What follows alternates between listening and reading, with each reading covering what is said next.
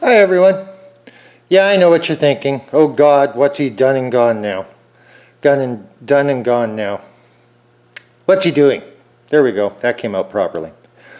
Well, I came out to admire the work I finished up on the weekend, and the next thing I knew, I was getting the cowl ready for paint and doing a little bit of detailing.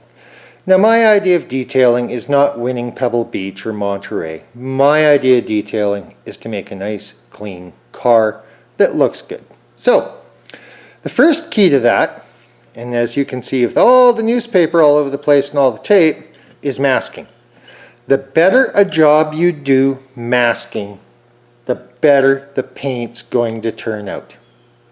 In this case, I lined the cowl with tape, trimmed it back, and then put the newspaper around it and went to absurd lengths to make sure I wouldn't get any on the silver cowl.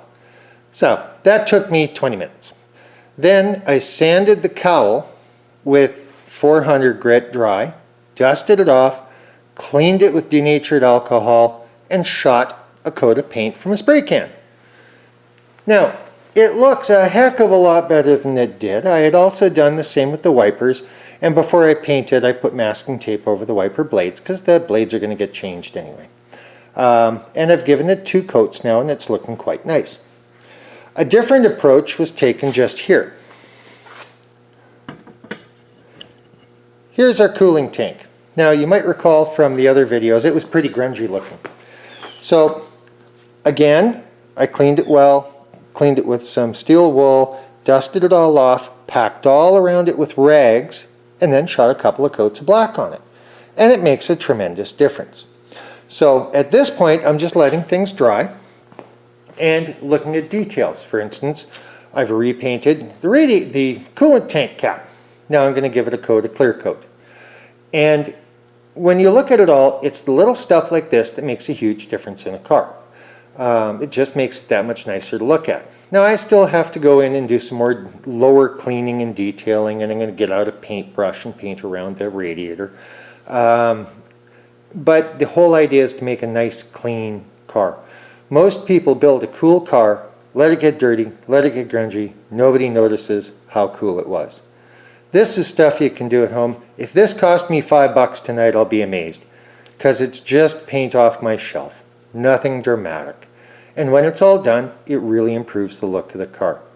So there's your 2-bit detailing tip for tonight. It's easy to do. You just need to take your time.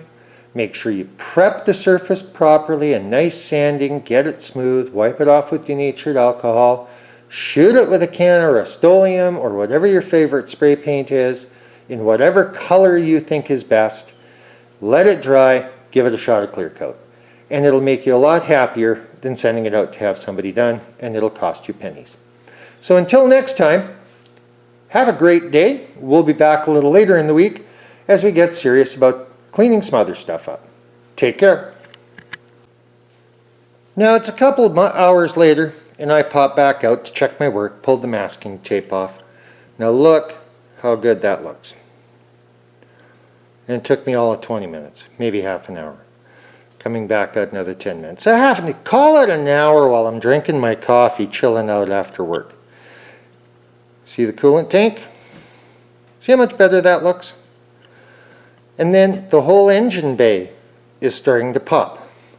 Now yes, there's still some cleaning and futzing to do, and I got to get the hot air stove hose and a couple other things. But you know what? Compared to what this car was like when it arrived, it's a different car. It runs great, it sounds great, it's looking good, and it's going to keep looking a little better as we go along. So overall, I'm really happy with this project to date. I hope you are. I hope you're enjoying following it.